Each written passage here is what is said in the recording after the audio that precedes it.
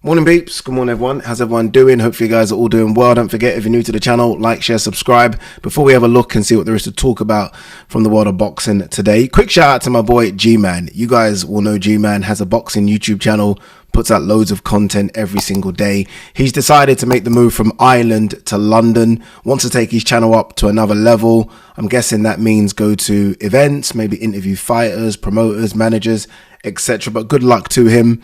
I'm a big fan of G-Man. Honestly, he reached out to me maybe about 3.5, 4 years ago and says he wants to start a YouTube channel. Kind of give him some advice. And I said, look, ultimately, it's all down to you. Like, you obviously know the sport, you've got the knowledge, but you're going to have to put out content every single day just to grow your channel.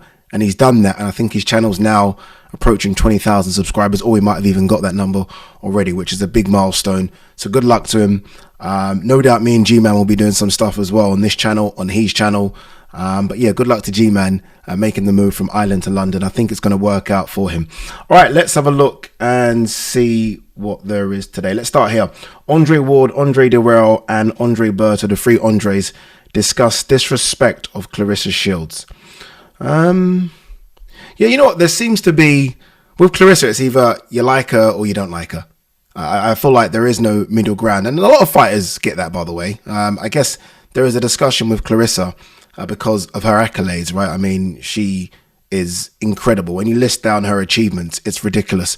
But a lot of fighters get disrespected. A lot of fighters get loved. It's just the way it is, unfortunately. Some might say she brings it on herself. I'm in by the camp, by the way, of I love her. I think she's incredible. I like the fact that she speaks out. She doesn't hold her ground. She will attack. I don't mind that. Honestly, I don't mind it. It helps people get invested in her fights. It gets people interested in her story. And if that's the way she thinks people will be interested, then that's the way it is, right? I mean, yeah, my thing with Clarissa, and I was talking to Dimitri Salita, Clarissa's promoter. He actually came up to me in the gym. He's like, Ade, you're wrong about Katie Taylor and Clarissa. Because I said, I think Katie Taylor's the GOAT. And it's not because I think Katie Taylor's a better boxer than Clarissa.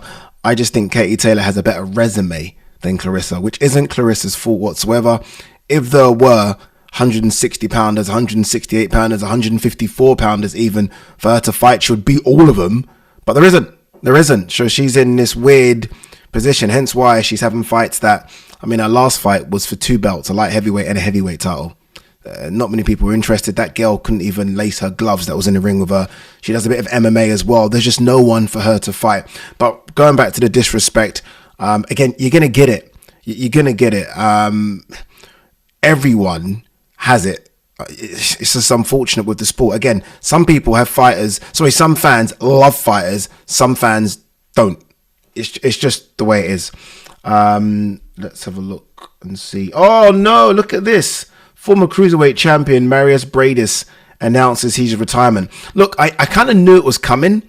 I spoke to him in the lead up to the Jao Opetaia fight. The reason I reacted like that is because I thought he was so good against Opetaia. Honestly, he was so good against Opetaia. A couple more rounds. If this was old school 15 rounds, Opetaia might have had a problem in that fight. So I still think there's something left. But I'm also, I always beat the drum about get in, get rich, get out. Hopefully he got some money. He's a former champion. Let's not forget the way he pushed Alexander Usyk all the way. Like really pushed him all the way in their fight. I just felt like there was maybe something left. But look, if you can't get the fights, and Opetaia was, I guess, the biggest fights, anything now is is below that, isn't it? So yeah, it's disappointing. He was close against Opetaia, but he's had a good career. The shame with him is in the last 3 or 4 years he's been so inactive, and I hated that Jake Paul call out. I thought that was as cringe as it comes. But yeah, Serhii Boychuk moving on to Alexander Usyk, Tyson Fury undercard. Boychuk obviously pushed Virgil Ortiz all the way. Some think he won. But yeah, I mean, he's got a big fight again. This is it, right? Once you can sort of, even in a loss, and I said this about Jarrell Miller, Andy Ruiz, even in a loss, if the performance is so good, there won't be any pushback. You'll get another big fight on another big card, and Boychuk has just got that, right? I can't wait for this, by the way, Usyk Fury. I can't wait for the undercard to be announced. I think it's going to be really, really good, but it doesn't even need to be. I mean, because of how entertaining the first fight was, I'm expecting the second fight to be just as entertaining. I expect Usyk to win, but I expect it to be a really, really good fight. Obviously, Turkey would really want, and he's already said this, he would really want Fury to win because he's desperate for Fury AJ. One thing he did say, which I disagree with, is if Fury and AJ lose, the interest in that fight kind of, he didn't really say this, but I'm paraphrasing, but that's still a fight to make. And for me, I guess, look, there's an argument about how they lose, or if sort of AJ loses and Fury loses, how they lose. If both get knocked out, then I don't know about the interest. I don't think it will be there. But I don't think, I wouldn't have any interest in watching AJ Fury if both lose. It'll be like watching a bronze medal match, and I don't watch those in any sport. Like, you know, who watches, like, you know, in like World Cup finals and you use the bronze medal match, they should scrap that shit. So yeah, I wouldn't have any interest in watching AJ Fury if both lose. I'll be honest, if they both win, Jesus Christ, if they both win, I don't know what the highest pay-per-view, I mean, obviously Floyd's 4.3 against Pacquiao, 4.4, 4.1 against Conor McGregor. Then it drops down, I think, to his fight against Oscar and Canelo. Floyd has the top 4, right? I don't know what it is after that, but AJ Fury could get in to that discussion. Like, it sells over 1 million just like that. Again, if both win, if Fury beats Usyk and AJ were to detonate Dubois, well, we'll talk about AJ Dubois in a minute, actually, that fight would do well over 1.5 and head towards 2 million. It would shut down the country.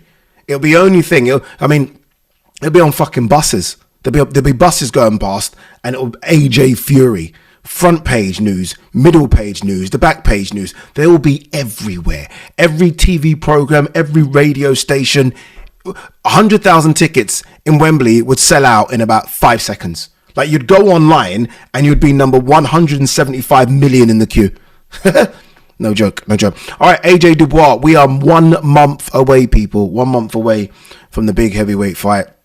All of a sudden, as this fight has got closer, people seem to be changing their minds. I've noticed this. This always seems to happen, right? When a fight is first announced, everyone is firm in, okay, this is going to be the winner. When AJ Dubois was first announced, like, AJ beats Dubois. It's a good fight, but AJ beats Dubois. All of a sudden, there's a swing. Like, if it was 100 people you asked and they said AJ beats Dubois, I think if you ask the same 100 people now, it'd be like 75-25. There's a bit of a swing. People are starting to be swayed by so-called experts' opinions. I am still going to go with what I thought this fight, how I thought this fight would play out when it was first announced, and that's AJ wins. Do I give Dubois a good chance? Absolutely. Because I think Dubois is coming into his prime. He's coming into his prime. I don't know if AJ still is in his prime. But I don't know if a non-prime... I think a non-prime AJ can still be a prime Dubois. It's a bit risky, that statement, but I think it's true. So yeah, look, I give Dubois a hell of a chance in this one, but I'm still going with AJ to get the job done. This is what I'm going to say next is probably wrong, but for me, I think it sounds right. This means more to AJ than it does to Dubois. Like, if Dubois were to lose at 26, you can rebuild him. You can rebuild him. And he is the underdog. He's kind of supposed to lose. If AJ were to get beat by Dubois, I don't think there's a rebuild there.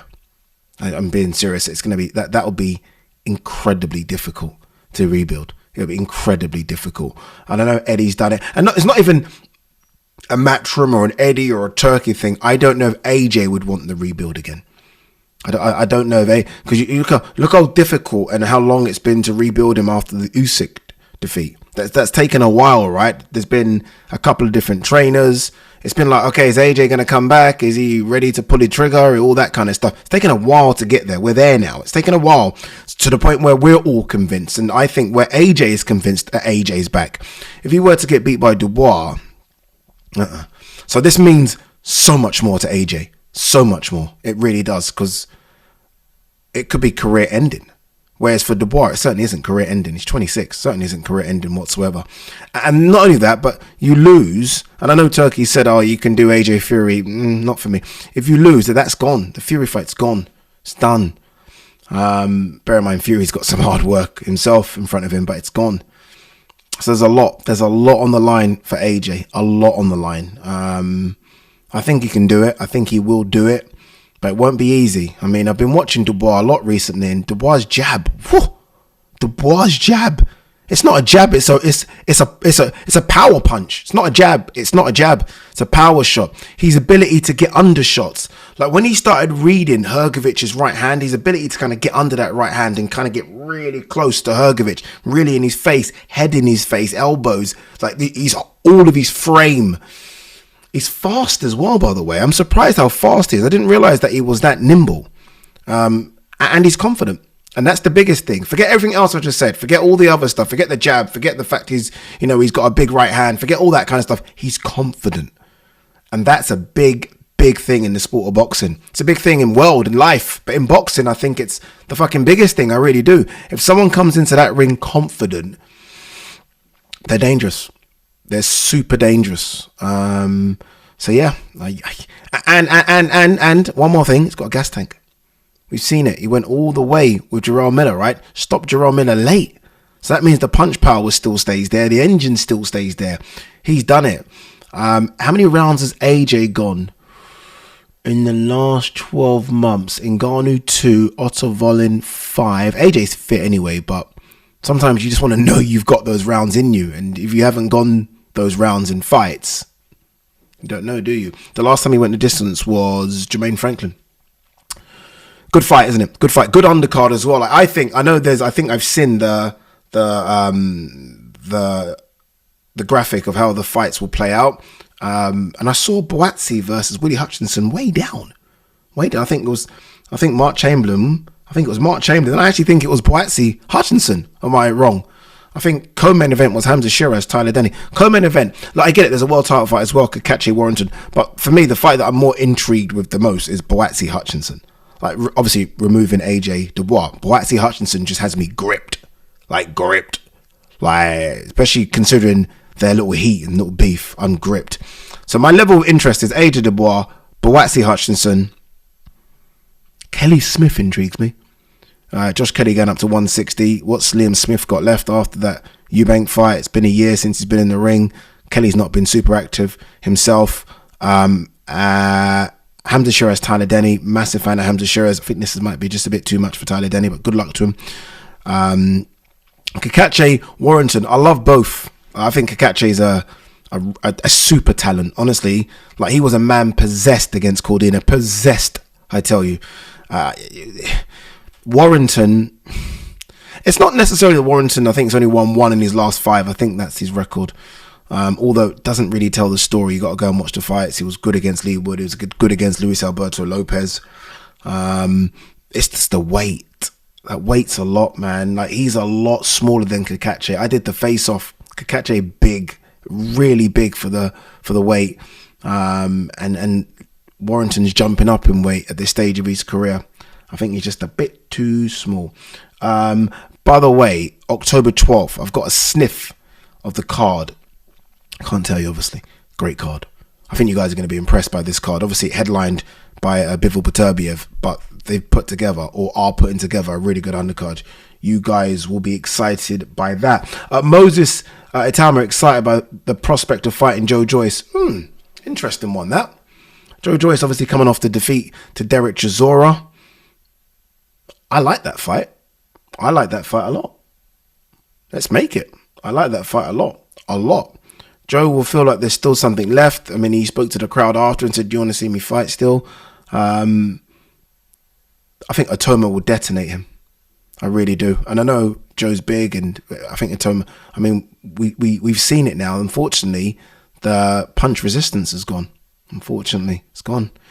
So yeah, right now you'd have to favor Otoma, and then that's a really good win for Joe Joyce. I just saw something. Wow. Lawrence Okoli believes that Daniel Dubois has an advantage in power over AJ. Jeez. Obviously, Okoli would have trained with Dubois under Shane McGuigan, so he's been in there, he's sparred, he knows exactly the power, and I'm guessing he's done some rounds with AJ as well. That's interesting. He says that Dubois is a 10 for punching power, AJ might be a 9. AJ's a 9 for speed, and Daniel might be a 7 or 8. Boy, interesting. All right, guys, girls, peace.